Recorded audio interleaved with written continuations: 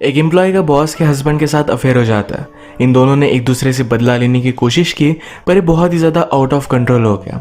Hello friends, आज मैं आपको पैशन ये 2012 की एक हॉलीवुड थ्रिलर मूवी एक्सप्लेन करने वाला हूँ। इसमें अलग अलग टर्न्स आते हैं और इसकी एंडिंग भी बहुत ही ट्विस्टेड है, तो अंत तक इस वीडियो को ज़रूर देखिएगा। अगर आपको वीडियो अच्छा लगता है तो प्लीज़ इसे लाइक और कमेंट ज़रूर कर दीजिए। अब बिना किसी देरी के एक्सप्लेनेशन स्टार्ट करते हैं। मूवी स्टार्ट होती है और हम हमारी मेन कैरेक्टर्स क्रिस्टीन और इजाबेला को देख सकते हैं। ये दोनों मिलकर एक एड पर काम कर रहे थे। एक एड एजेंसी में क्रिस्टीना इजाबेल की बॉस है। जिस एड पर ये वर्क कर रहे थे ये दोनों को पसंद नहीं आई। काम करते हुए थोड़ी सी ड्रिंक वगैरह भी करते हैं। ये दोनों एक दूसरे की अच्छी फ्रेंड्स बन गई थी। जब क्रिस्टीन का हस्बैंड डक यहाँ है तो इजाबेला यहाँ से चली जाती है। जाने से पहले क्रिस्टीन ने इजाबेल को उसका स्कार्फ गिफ्ट किया। बाहर बहुत ही ठंड थी और वो उसके लिए केयर करती थी। रात में सोते वक्त इजाबेल को और एक ऐड का आइडिया आया।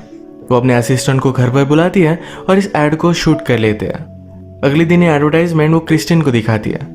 क्रिस्टीन को ये बहुत ही ज़्यादा पसंद आई। एक्चुअल में क्रिस्टीन जाकर लंदन में इसका प्रेजेंटेशन देने वाली थी, पर वो कहती है कि अब तुम्हें इसके बारे में सब कुछ पता है, तो इजाबेला को वो भेजने वाली थी। इजाबेला भी इसके लिए एक्साइटेड हो जाती है। जब अपने क्लाइंट से मिली तो क्लाइंट को भी बहुत ही अच्छा लगा था। इजाबेला की असिस्टेंट डानी उसे बहुत पसंद करती थी, उसके साथ टाइम स्पेंड करना चाहती थी। आज इनका प्रेजेंटेशन जल्दी हो गया था तो कहती है कि हम डिनर के लिए जा सकते हैं, कुछ शॉपिंग कर सकते हैं, पर इजाबेला ने उसे मना कर दिया। इजाबेला कहाँ पर जाती है इस पर डानी ने नज़र रखी तो डानी नोटिस करती है इजाबेला डक से मिल रही थी, जो कि क्रिस्टीन का हस्बैंड है। उन दोनों में अफेयर चल रहा था। रात में दोनों इंटीमेट हो जाते हैं।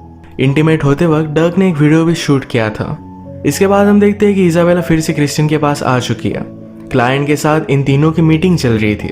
अगर सब कुछ ठीक हुआ तो जिसने ऐड क्रिएट की है उसे न्यूयॉर्क में जाने का चांस मिलेगा।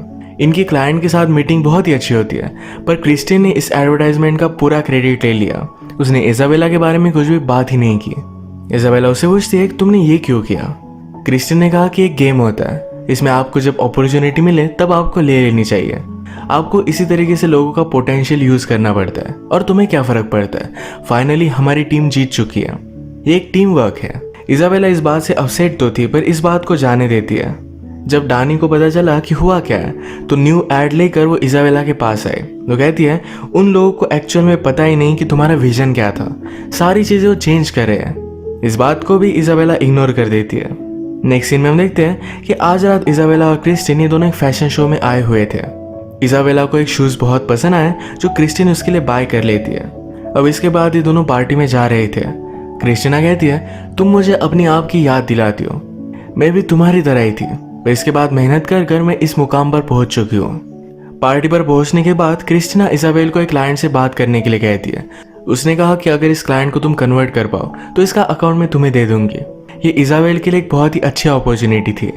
इस पार्टी में क्रिस्टीन को एक आदमी ने अप्रोच किया। वो आदमी बहुत ही ड्रंक था और पास्ट में क्रिस्टीन और उसमें अफेयर था। इस वजह से वो आज रात भी उससे मिलना चाहता था, पर क्रिस्टीन कहती है कि तुम ड्रंक हो, घर जाओ। ये सारी बात डक ने देखी थी। शायद यही रीजन है डक भी क्रिस्टीना पर चीट करता है। क्रिस्टीना जब घर पर चली गई तो डक और इसाबेल दोनों एक साथ घर पर जाते हैं। डक ने उसे कहा कि क्रिस्टीना जिस तरीके से लगती है उस तरीके से है नहीं, वो बहुत ही डेंजरस है। उसे लोगों के साथ खेल खेलना अच्छा लगता है। ऑफिस में मीटिंग खत्म हो जाने के बाद क्रिस्टीना इजाबेला को रोक लेती है। वो कहती है कि मैंने तुमसे क्रेडिट चुरा लिया, क्या अब भी तुम उससे नाराज हो। प्लीज इस बात को जाने दो, मैं तुम्हारे लिए बहुत ही केयर करती हूँ, मैं तुमसे प्यार करती हूँ। ये बात सुनकर इजाबेला शॉक हो गई। वो उसे आई लव यू नहीं कहती। क्रिस्टीना ने फिर उसे एक स्टोरी बताई। वो कहती है मैं जब छोटी थी तो मेरी एक ट्विन सिस्टर भी हुआ करती थी। हम दोनों के पास एक छोटी सी बाइसिकल थी। मेरी सिस्टर ये बहुत ही अच्छे से राइड करती थी और मैं हमेशा उसके पीछे रह जाती थी। एक दिन मैंने डिसाइड किया कि मैं भी उसके आगे जाऊंगी। वो बहुत ही स्पीड में थी, पर अचानक से उसके सामने ट्रक आ गया। मेरी ट्विन सिस्टर ने मुझे बचाने के लिए मुझे आगे ढकल दिया और वो खुद इसके सामने आ गए।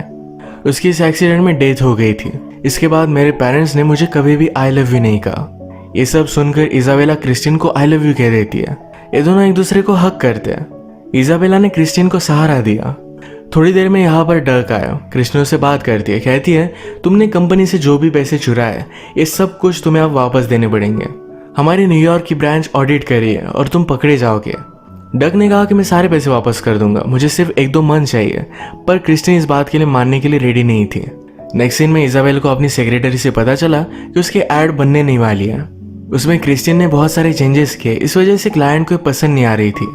लिफ्ट में जब डर्क और इजाबेला मिले तो डर्क उससे कहता है कि शायद क्रिस्टियन को हमारे बारे में पता है, वो मुझसे बदला लेना चाहती है, अब हम दोनों कोई भी रिलेशनशिप नहीं रख सकते। यहाँ लिफ्ट में ही उससे वो ब्रेकअप कर लेता है। इन सारी बातों से इजाबेल को गुस्सा आ गया। जो ऐड उसने क्रिएट की थी इसे वो टेस्ट करना चाहती थी, तो डायरेक्टली यूट्यूब पर डाल देती है। रात में अपनी एजेंसी से उसे कॉल आया। सिर्फ 5 घंटे में उसकी ऐड को 10 मिलियन व्यूज मिले थे। क्लाइंट इस बात से बहुत ही खुश था। नेक्स्ट डे इन सब की मीटिंग होती है। अब न्यूयॉर्क जाने के लिए क्रिस्टिन को छोड़कर वो इजाबेल को चूज करते हैं। इस बात से क्रिस्टिन को बुरा लगा। इजाबेल कहती है कि मुझे भी तुम्हारे जैसे अपॉर्चुनिटी मिली और मैंने इसको पा लिया, ये सिर्फ बिजनेस है। डग आज इजाबेला को बहुत ही मिस कर रहा था। उसे कॉल करके क्रिस्टिन ने उसके साथ जो भी किया इसके बारे में सब कुछ उसे बता देता है। कहता है कि वो बहुत ही डेंजरस है। इजाबेला ने कहा कि उसके बचपन में उसकी ट्विन सिस्टर के साथ जो भी हुआ था इसी वजह से शायद वो इस तरीके से टफ है।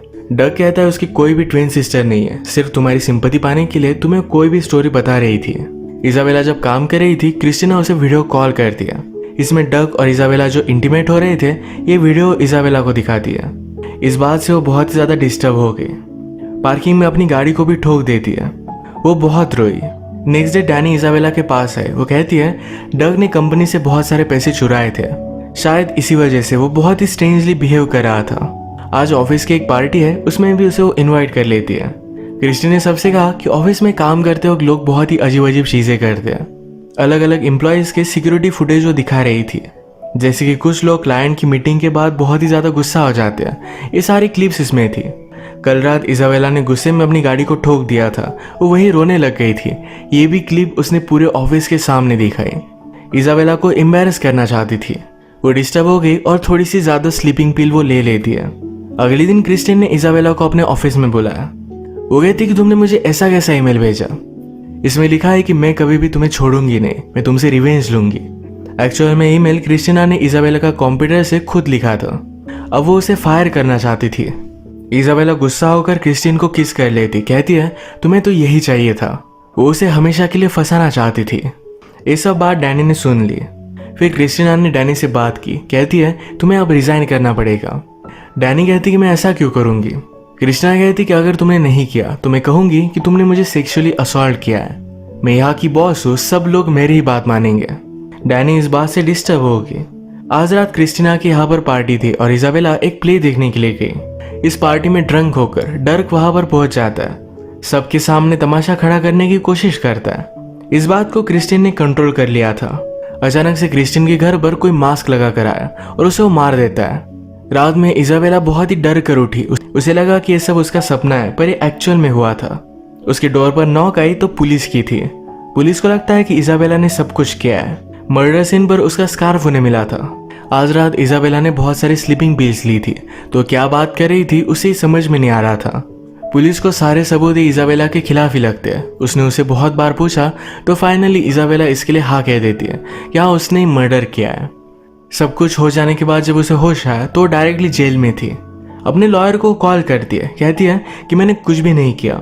जब मेरा कन्फेशन आप सब लोग ले रहे थे तो मैं बिल्स पे थी, इस वजह से मैं कुछ भी बोल सकती थी। ये जाकर वे फिर से जज से बात करते हैं। क्रिस्टिना कहती कि मेरा स्कार्फ इस तरीके से फटा हुआ नहीं था, वो अब भी घर पर होगा, मैंने मर्डर नहीं किया है।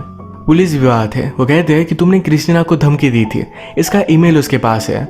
इजाबेला इस पर डेट दिखती है। उसने कहा कि इस डेट के बाद ही नेक्स्ट डे उसने मुझे बहुत ही जलील किया था। अगर आपने सब लोगों से बात की तो वो भी कहेंगे कि क्रिस्टिना मुझे बर्बाद करना चाहती थी। मैं सिर्फ एक ही चीज मांग रही थी। कहती है मुझे घर जाने दो, वहां पर मैं स्कार्फ ढूंढ लूंगी। फिर सब पुलिस वगैरह मिलकर फिर से इसकी इन्वेस्टिगेशन करते हैं। क्रिस्टिना उस रात बैले देखने के लिए गई हुई थी।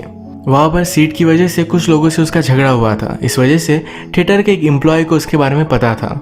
इससे प्रूव होता है कि उस रात वो बैले देखने के लिए गई हुई थी। जब वो स्कार्फ ढूंढने के लिए गए तो इजाबेला स्कार्फ ढूंढने की बहुत कोशिश करती है पर ढूंढ नहीं पाती। यहाँ पर पुलिस को एक फाइल मिली जिससे पता चलता है कि डग ने कंपनी से पैसे चुराए थे। पुलिस इजाबेल से कहते हैं तुमने इसके बारे में हमें बताया क्यों नहीं, एक एविडेंस है, डग ने क्रिस्टिन को मारा हो सकता है। इजाबेला ने कहा कि वो कभी भी ऐसा नहीं करेगा, इस वजह से मैंने तुम्हें बताया नहीं था। इजाबेला को फिर से जेल में डाल दिया गया था। उसकी सेक्रेटरी डानी उससे मिलने के लिए आई। वो डैनी से कहती है मेरा स्कार्फ मेरे घर में ही है, प्लीज उसे तुम ढूंढ लो, इससे मैं बच सकती हूँ। ये डैनी ढूंढने के लिए गई, उसे भी मिल नहीं रहा था। पर उसके बाद ड्राई क्लीनिंग वाली घर पर आई, वो इसे वॉश करने के लिए लेकर गई थी। अब स्कार्फ मिलने के बाद पूरा शक टर्क पर जाता है। पुलिस ने उसके घर की तलाशी ली, गाड़ी में खून से लथपथ एक स्कार्फ उन्हें मिलता है और ये स्कार्फ फटा हुआ भी था। सारा मर्डर का ब्लेम ये डर्क पर आ जाता है। नेक्स्ट सीन में हम देखते हैं कि इजाबेला फ्री होके इसका सेलिब्रेशन वो डैनी के साथ कर रही थी। वो आज बहुत ही खुश थी। ये दोनों मिलकर फिर से न्यू एड पर काम कर रहे थे। तभी डैनी उसे किस करने लगती है। इजाबेला उससे दूर हो गई, कहती कि तुम ये क्या कर रही हो, हमारे बीच में कुछ भी नहीं है। डैनी इस बात से डिस्टर्ब हो गई, कहती है मैंने तुम्हारे लिए क्या कुछ नहीं किया। इजाबेला ने उसे स्ट्रिक्टली मना कर दिया। डैनी ने कहा कि मुझे पता है कि तुमने क्या किया है, तुम्हारी ये जो स्लीपिंग पिल्स है ये फेक है, मैंने एक बार इसे गलती से ले लिया था पर मुझे कुछ भी नहीं हुआ। जिस रात क्रिस्टियन का मर्डर हुआ उस रात मैंने तुम पर नजर रखी थी। तुमने जानबूझकर बैले में फाइट की थी ताकि लोगों को लगे कि तुम वहां पर ही थी। स्टोर में जाकर तुम्हारे पास जिस तरीके से स्कार्फ था उसी तरीके से और एक स्कार्फ तुम लेकर आई। क्रिस्टियन के घर पर जाकर उसे तुमने मार दिया। स्कार्फ का एक पीस तुमने क्रिस्टियन के हाथ में रखा और दूसरा पीस ये डग के कार में। सारा कुछ तुम्हारा पहले से ही प्लान था। तुम्हें मर्डर करते वक्त मैंने रिकॉर्ड कर लिया था। अगर तुम अब मेरी नहीं बनी तो मैं सारी रिकॉर्डिंग पुलिस ऑफिसर को भेज दूंगी। इसके बाद एक सेकंड में इजाबेला भी पलट गई, वो भी डैनी से आई लव यू कहती है। ये दोनों फिर रिलेशनशिप में आ गए थे। नेक्स्ट सीन में हम देखते हैं कि क्रिस्टियन का फ्यूनरल था। इस फ्यूनरल पर उसकी ट्विन सिस्टर भी आई हुई थी।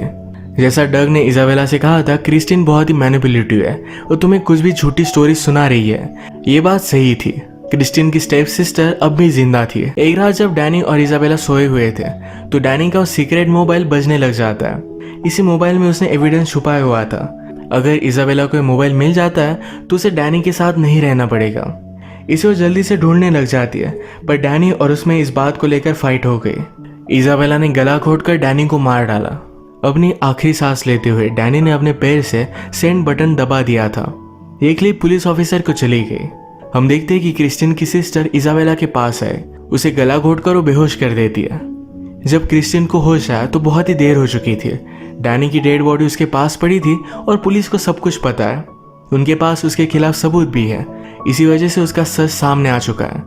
अब उसने जो भी किया इसकी सजा उसे भुगतनी पड़ेगी। अगर हम इस मूवी में देखें तो डैनी, इजाबेला और क्रिस्टीना ये तीनों इविल कैरेक्टर्स थे। एक दूसरे को हर्ट करने के चक्कर में इन तीनों को भुगतना पड़ा।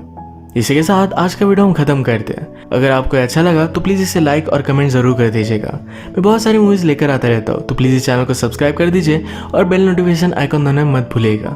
हम फिर से मिलेंगे और एक नई मूवी के साथ। तब तक के लिए थैंक यू और आप अपने आप का ख्याल रखिए।